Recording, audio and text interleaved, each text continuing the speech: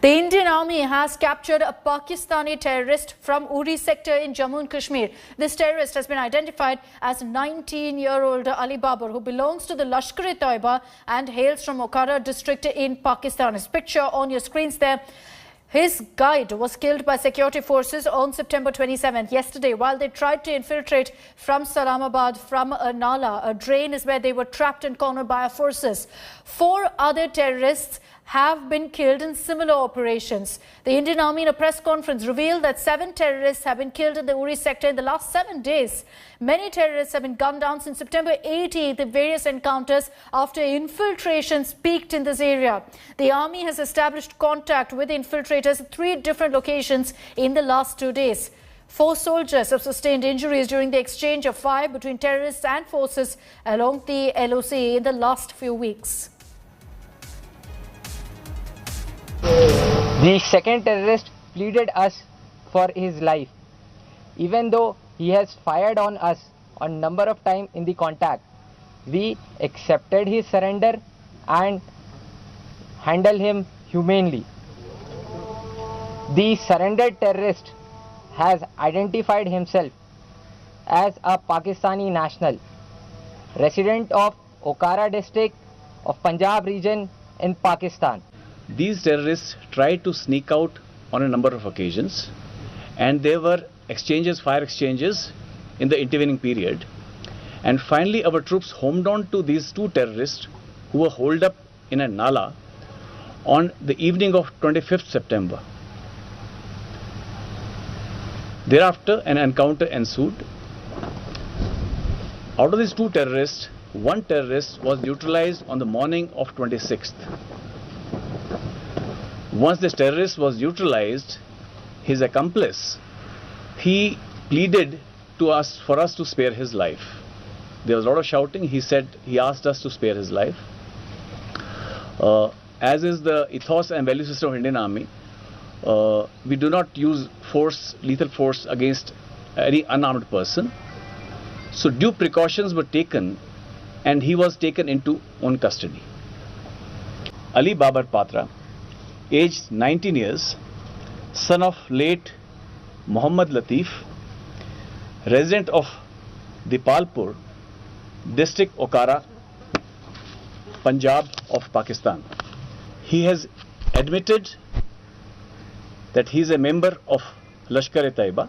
He has revealed that he underwent a 3 weeks course in 2019 at Khyber camp, Gadi Habibullah, Muzaffarabad. That's the location of his training camp that he has revealed.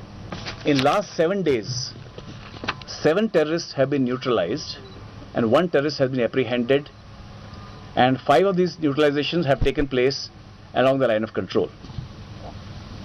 The major recoveries that have taken place is 7 AK series rifle. I'm talking about the recoveries only in this operation and the one that took place in the surrounding area on 18th of September. So total recovery of these 2 operations, major recoveries are 7 AK series weapons, 9 pistols and revolvers, and total more than 80 grenades of various kinds, and along with some Indian and Pakistani currency. Let's take this across to Kamaljeet Sandhu for more details on the army briefing. Kamaljeet, what is the information that the army's put out on the captured Pakistani terrorist who is now in custody, has already been questioned extensively for the last 24 hours?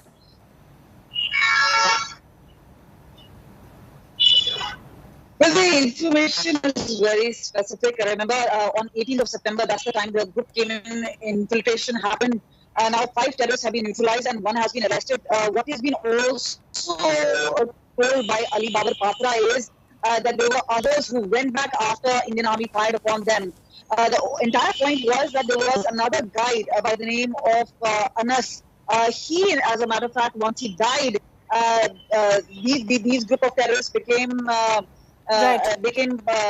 lost, and that is why where they were supposed to be headed. Right, Kamaljeet, we'll just reconnect with you. We're having a bit of a problem with your audio. We'll reconnect with you and get all the details. Kamaljeet Sandhu reporting from the ground. She got us those details initially of the army's operation that led to this Pakistani terrorist being captured alive. India carried out surgical strikes across the LOC at terror launch pads 5 years ago on this very date. So it's very fitting that now you're seeing the army coming out of the confirmation that a Pakistani terrorist at this time has been captured alive. And since September 18th, infiltration bids have been on a rise along the LOC. Our vigilant security forces have been foiling all nefarious bids to unleash violence in the valley. Here's a ground report from Uri by Abhishek Balla.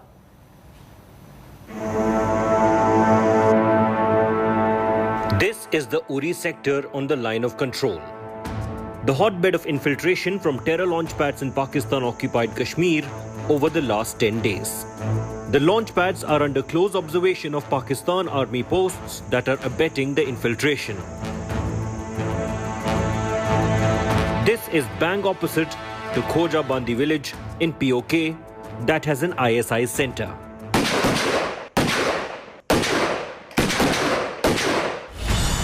On 18th of September, which happens to be the anniversary of the deadly Uri attack of 2016, a massive infiltration bid was attempted in the sector. The infiltration attempt was the first in the area since the Uri attack, in which 17 Indian soldiers were killed. This was followed by another infiltration attempt on 23rd September, where 3 terrorists were killed. While terrorists were gunned down in one location, there were multiple attempts elsewhere. The combing and search operations continue even after 10 days. India today is at ground zero, where the operations are still going on. We are at the line of control in the Uri sector, where there have been back-to-back infiltration attempts that the Indian Army has foiled. What we are witnessing right now is a drill that the Indian Army is carrying out to make sure that they can counter any kind of infiltration. Even though there has been a ceasefire since February, in the last few weeks there has been a considerable increase in the number of attempts made by terrorists from across the LOC, and they are being backed by Pakistani army commanders. That's the reason why the Indian Army is maintaining a high alert. There has been a ceasefire agreement in place between India and Pakistan since February this year. No exchange of fire has taken place between the two armies since then. This comes after 4,700 ceasefire violations took place in 2020, the worst in 17 years. From August 2019 to December 2020, a period of 17 months accounted for 80% of the ceasefire violations in the last 2 years. LOC had been on edge since the beginning of 2019. After, our Air Force carried out airstrikes at a terror camp in Balakot in Pakistan in February. A befitting reply to the Pulwama terror attack in Kashmir that killed 40 soldiers from the Central Reserve Police Force. Following the airstrikes, Pakistan was lying low, but terror activities are once again peaking with the help of Imran Khan's army. While the launch pads have been always generally full for last about 4-5 months, but since the time the ceasefire has been, the attempts have been very few to cross the LC by the terrorists. But in last about a month, there seems to be a connivance from the local military commanders in which is enabling these crossings. A high alert was sounded in the Uri sector after the infiltration attempt on September 18th. The army feels while current violence levels in the Kashmir Valley are low, the infiltration bids indicate Pakistan's desperate attempt to sustain cross-border terror and bring in weapons to disturb peace in the valley. There has been hardly any pelting events that have taken place, and this is possibly what is hurting the Pakistani and Pakistani proxies across. We don't care. Anybody who's picking up a weapon, who's not coming through proper passport, visa stamp, he's a terrorist and will be neutralized accordingly. There might be a ceasefire between India and Pakistan since February, but that doesn't mean that Indian Army can let its guard down. The reason for that is because as far as terror launch pads are concerned, they are full across the line of control, and also there is a bigger fear that these launch pads in some time to come will have more terrorists coming, especially LETA and JEM terrorists who were in Afghanistan-Pakistan border might end up at launch pads at the line of control. With camera person Rauf, Abhishek Bhalla from Uri sector, line of control, India Today. Let's move on to some other stories we're tracking this afternoon. The political drama in Punjab is far from over. All eyes are now on Captain Amrinder Singh's next political move. Over a week after he resigned as the Punjab Chief Minister, and sources have told India Today that Captain Amrinder Singh will be in Delhi today. He will be heading for Delhi at 3:30 p.m. He is likely to meet Home Minister Amit Shah as well as BJP Chief JP Nadda in the national capital. Soon after resigning as the Chief Minister, Captain Amrinder had launched a scathing attack on Sidhu and accused the Congress High Command of humiliating him. He also called the Gandhi siblings as inexperienced while declaring that he will hold discussions with his supporters to decide on his future political plans. Anand Patel is joining us live with more details on this. Anand, this particular meeting that's being reported to happen between Captain Amrinder Singh, Amit Shah, JP Nadda, it's led to a lot of speculation on exactly what Captain Amrinder Singh's next move is. Is he joining the BJP, or is he at this point merely, exploring his political options? Well, Akshita, it's an ironical day, in politics today. On one hand, the Congress party is welcoming two young firebrand leaders into its fold, Kanhaiya Kumar and Jignesh Mevani. On the other hand, a veteran leader who's been there in the Congress party for almost 5 decades, it looks like is on his way out. We are told from the Captain Camp sources that Captain Amrinder Singh will be arriving in Delhi later today, and he's likely to meet Amit Shah. Now, the word is that he's going to meet Amit Shah on the issue of farm laws. The farm organizations have been on a war path against the Modi government and centre over the 3 farm laws, and Captain Amrinder Singh has a viewpoint. He's been opposing the farm laws, and now after resigning as Chief Minister of Punjab, he's training his guns on a Congress party, particularly Navjot Singh Sidhu, calling him, hand in glove with ISI. So all these issues, nationalist issues, Captain Amrinder Singh will be raising with Amit Shah. It's been said. But interestingly, he's also likely to meet BJP President JP Nadda. So that is the interesting twist in this entire tale. Sources are telling us that Captain Amrinder Singh is mulling switching over from Congress party to another political alternatives, and that is the reason why he's exploring all these options before him ahead of the 2022 assembly polls. So clearly a big gamble there as far as Captain Amrinder Singh is concerned. Looks like he is all set to move out of the Congress party, because the manner in which he's been training his guns on Sidhu and the Congress party, particularly the Gandhis, looks like he's on his way out. He hasn't shied away from doing that, from criticizing the Gandhis or any other leader of the Congress. We'll be tracking the latest updates on Captain's Delhi visit. For the moment, Anand, thank you very much for joining us. Listen in now to exactly how Haryana Minister Anil Vij just a week ago sent out an open invite to Captain Amrinder Singh to join the BJP. राष्ट्रवादी अमरिंदर सिंह जो कांग्रेस की इस गंदी साजिश में बाधा थे, उनका राजनीतिक तौर पर कत्ल कर दिया। कांग्रेस के ये जो गेम प्लान है, इसको फेल करने के लिए ना केवल अमरिंदर सिंह को, सभी ताकतों को इकट्ठा होकर इनको धाराशायी करना चाहिए। And Captain Amrinder Singh had spoken to Rajdeep Sardesai the day that he'd resigned as the Punjab Chief Minister. And here's what he had to say when he was asked about his next political move. Must ask you this, Captain Amrinder Singh, the question that people are asking, that you are not attending the CLP, but you say you're still a congressman. Does that mean that you're going to fight this battle within the Congress, or are you looking at options outside the Congress? Do you have any realistic options with only 4 months left for the election? I never said that. I have not said that, Rajiv. I have not said that. What I said outside there, that I will take into account all my supporters, whether they are in the parliament or in the assembly or outside in politics, and then I will make up my mind. I never said which party I will be in. Now you'll ask me, does that mean I'm not going to be in the Congress? No, you didn't say which party, but... So you're not ruling out leaving the Congress? You're not leaving out options outside the Congress? It will depend on, I've been 52 years in this game, and I have to, and there are lots of people I know. So I'm going to take everyone into account and then into confidence, and then only I can come up with an answer.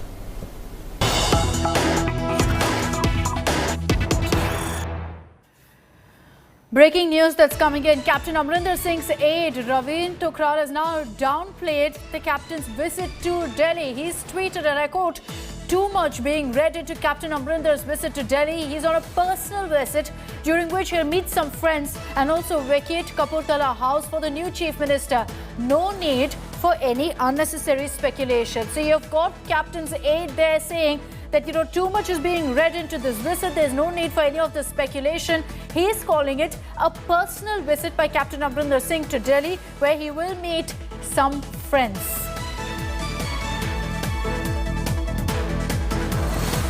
So clarity coming after endless speculation that Captain Amrinder Singh could be meeting JP Nadda as well as Amit Shah during his visit to Delhi. He is expected to land at the national capital this evening. Will be leaving at about 3:30, and there was talk that he is going to be meeting with both JP Nadda and Amit Shah, sparking speculation that Captain Amrinder Singh is considering joining the BJP. His aide now is saying that this is a personal visit. Too much is being read into Captain Amrinder Singh's visit to Delhi.